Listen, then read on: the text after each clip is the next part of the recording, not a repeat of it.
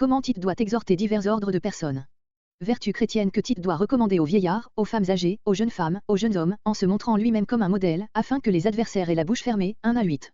Il doit enseigner aux esclaves la soumission, la fidélité, la bonne foi, afin de rendre honorable la doctrine chrétienne. 9, 10.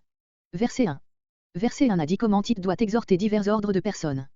Comparé sur la saine doctrine, dans les épîtres pastorales, 1 Timothée 1.10, note. Verset 2.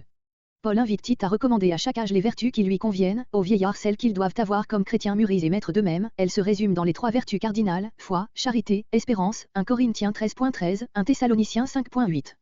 Si Paul substitue la patience à l'espérance, c'est que cela est bien approprié aux vieillards. Cubel.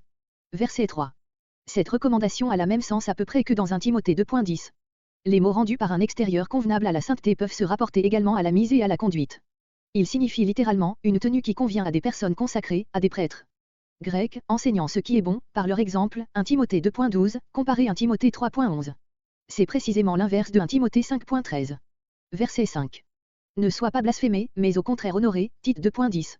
Plus les Murès étaient corrompus dans l'île de Crète, plus il importait que les femmes chrétiennes, par une sainte conduite, ôtassent aux adversaires tout prétexte de calomnie. Dans cette pensée, l'apôtre impose aux femmes âgées le devoir sacré d'user de toute leur influence auprès des plus jeunes, pour qu'il en soit ainsi dans les églises. Tite 2.4. Verset 6.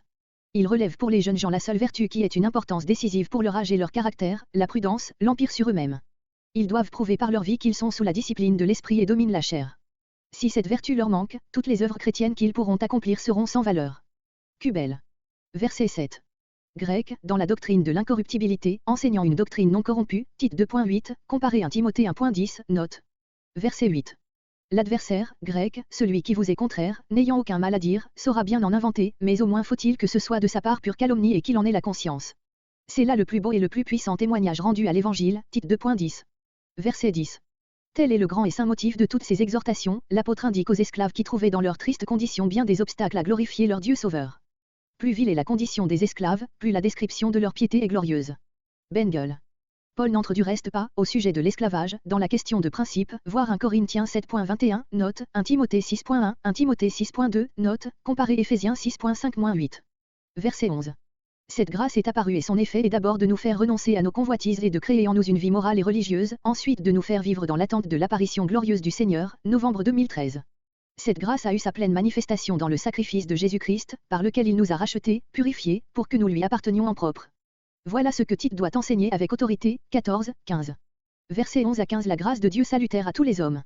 Les belles paroles qui suivent ici les exhortations de l'apôtre en indiquent le motif tout-puissant et c'est pourquoi il les lie à ce qui précède par cette particule causative, car en effet, la manifestation de la grâce salutaire de Dieu, de cette grâce qui renferme et communique le salut, ne peut avoir d'autre but final que la complète sanctification de l'homme pécheur, et ce but, elle l'atteint par degrés en tous ceux qui la reçoivent avec sincérité, car elle ne montre pas seulement ce but, elle ne l'impose pas seulement comme une tâche légale à remplir, mais elle le fait aimer et par là même elle donne la force d'y parvenir. Voir la note suivante. En disant que cette grâce est salutaire à tous les hommes, l'apôtre ne fait que répéter, en d'autres termes, ce qu'il a déjà clairement enseigné ailleurs, 1 Timothée 2.4, 1 Timothée 4.10, c'est-à-dire que, dans l'intention de Dieu, sa grâce peut s'étendre à tous et que l'œuvre de rédemption qui nous l'a acquise est suffisante pour tous. Ou bien, par ces paroles, l'apôtre voulait-il simplement exprimer une autre pensée qui lui est familière, savoir que la grâce de Dieu destine le salut, non seulement aux Juifs, mais à tous les peuples indistinctement, et faudrait-il y voir une déclaration contre le particularisme judaïsant, que les faux docteurs cherchaient à relever dans les églises. C'est possible. Et l'on exprimerait mieux encore cette pensée, si l'on traduisait ainsi ce verset, la grâce salutaire de Dieu est apparue à tous les hommes, par la venue du Sauveur dans le monde et par la prédication de son évangile, qui soit s'étendre à tous. Ce sens est adopté par plusieurs versions, Vulgate, la Bible anglaise, allemande, etc. Verset 12. Grec, nous éduque, nous instruit, nous forme pour toute cette vie chrétienne dont Paul va indiquer les principaux traits. Aux convoitises mondaines, c'est-à-dire aux convoitises qui règnent dans le monde et qui, si elles ne sont déracinées de notre cœur, nous font désirer le monde, ses joies, ses biens. Grec, que nous vivions sagement, ou prudemment, ou avec tempérance, et justement et pieusement. La tempérance, c'est-à-dire la modération, le détachement, le renoncement, se rapporte à nous-mêmes. La justice, qui renferme tous les principes de l'équité, de l'honnêteté, de la droiture, s'applique ici aux hommes et à nos relations avec eux. La piété exprime tous les rapports de l'âme avec Dieu, la crainte et l'amour que nous lui devons, une communion intime avec lui. Ainsi, la grâce de Dieu doit produire une vie chrétienne complète. Ces mots, dans le siècle présent, qui représentent un temps si court, si incertain et si corrompu, font un contraste frappant avec l'attente signalée à Tite 2.13. Verset 13. Cette expression, attendre l'espérance, paraît contradictoire en soi et d'ailleurs, l'espérance, les chrétiens l'ont déjà. Mais elle devient claire si l'on observe que ce mot espérance est souvent employé pour l'objet de l'espérance, que Paul désigne ici lui-même, comme l'apparition de Jésus-Christ, comparé Actes 24.15, Galates 5.5, Colossiens 1.5, Romains 8.24. Paul appelle bienheureuse cette espérance, parce qu'elle embrasse à l'avance toutes les félicités de la vie éternelle. Le sens de ces dernières paroles peut être sujet à quelques doutes.